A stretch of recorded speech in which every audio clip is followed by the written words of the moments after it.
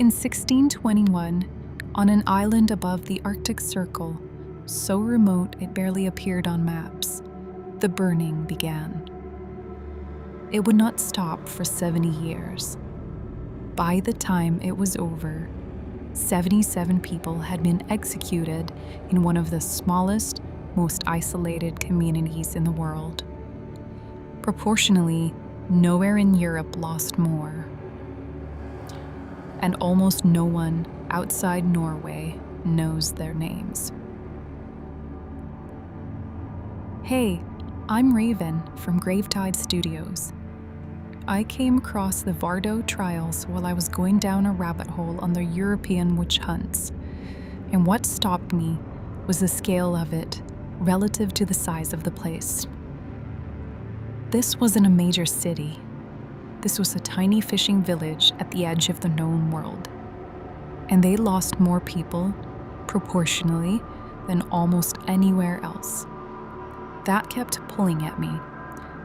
Then I found out about the memorial, what was built there centuries later, and I knew this was the episode. Here's what happened in Vardø. The island of Vardøya sits in the Barents Sea, above the 70th parallel. For most of its history, it was one of the most isolated communities in Europe, a fishing settlement surviving on cod and community, battered by Arctic weather for most of the year, cut off from the mainland for months at a time. In January 1617, a storm struck the Finnmark coast. 40 fishermen from Vardø were lost at sea in a single night. In a village of only a few hundred people, this was not a tragedy. It was an annihilation. Families were gutted. The economy collapsed. The community that remained was traumatized, depleted, and desperate for an explanation that made sense of what happened. The explanation the authorities provided was witchcraft. The first trials began in 1621. The accused were women, fishermen's wives, widows, women who had been healers or midwives, women who lived alone, women who fit, in some way, the shape of the outsider. The methods used to extract confessions were systematic and brutal. Sleep deprivation, extended interrogation, physical torment. Under these conditions, the accused named others. Those others were arrested, interrogated, and named others still. The trial spread through the community like a second catastrophe, layered over the first. The charges were specific and grotesque. Orgies with the devil, flying to Sabbath, causing the 1617 storm itself. That storm, the one that had killed their husbands and fathers and brothers, was reframed not as weather, but as murder. The women of Vardø were being tried for the deaths of the men they had lost. But to understand Vardø, you have to understand who was being targeted and who was doing the targeting. The Sámi people had lived across the Finnmark region for thousands of years. Their spiritual traditions, their no-ID, their drum-based ritual practice, their cosmology of spirits and nature, were the living religion of the far north. The Sámi were not a fringe population. They were the people of this land. The Danish-Norwegian crown, which administered Finnmark, had been pushing Lutheran Protestantism into the region since the Reformation. The church viewed Sámi, spiritual practice, not as a different tradition, but as witchcraft. The no-ID, the spiritual practitioners, were natural targets. So were the Finnmark women who lived alongside Sámi communities who had absorbed elements of their practices, who knew the old ways. What happened in Vardø was not simply a witch hunt. It was a colonial religious project. The trials were a systematic destruction of indigenous spiritual authority, carried out under the machinery of a foreign legal and ecclesiastical system. The women of Vardø were burned, not despite their faith. They were burned because of whose faith they held. Between 1621 and 1692, 91 people were tried for witchcraft in the Finnmark region. 77 were executed. The majority were burned alive. The scale is almost impossible to place against the size of the community. These were not strangers.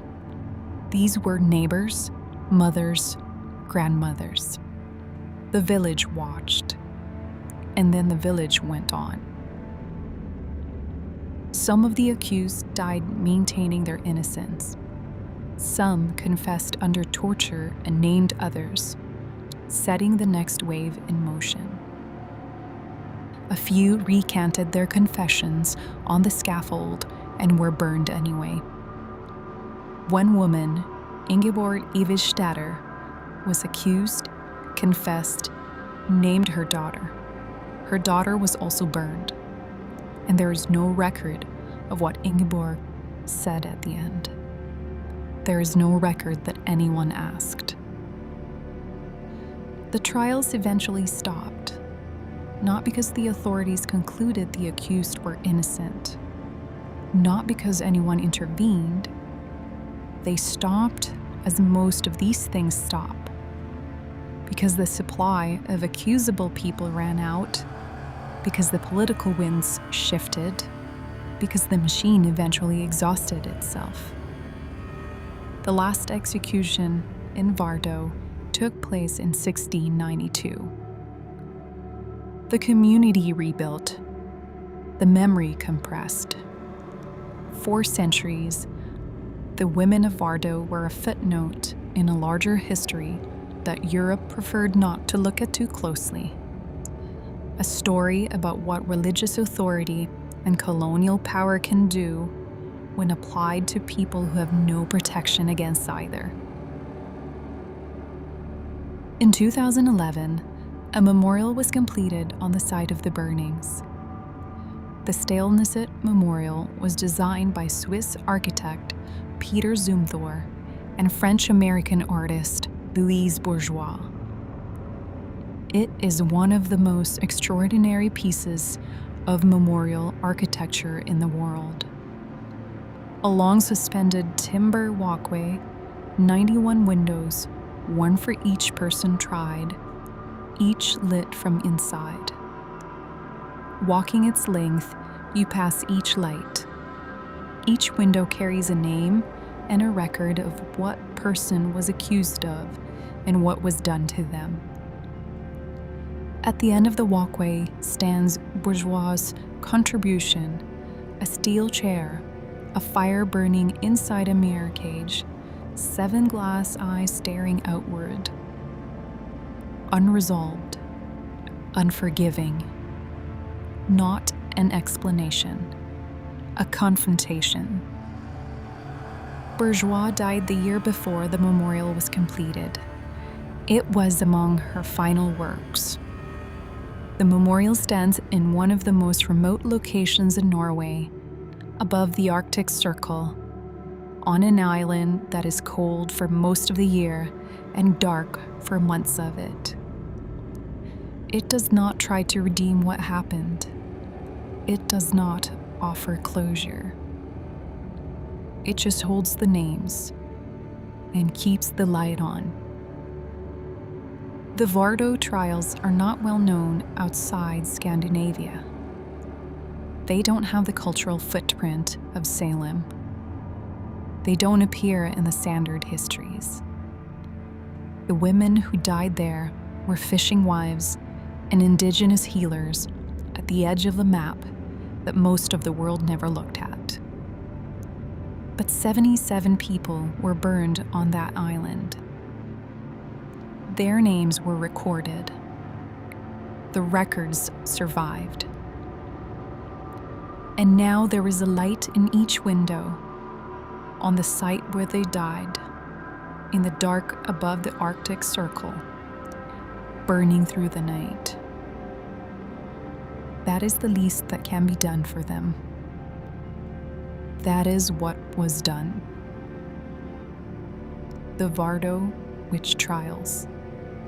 91 names, one island. Still burning. Gravetide Studios.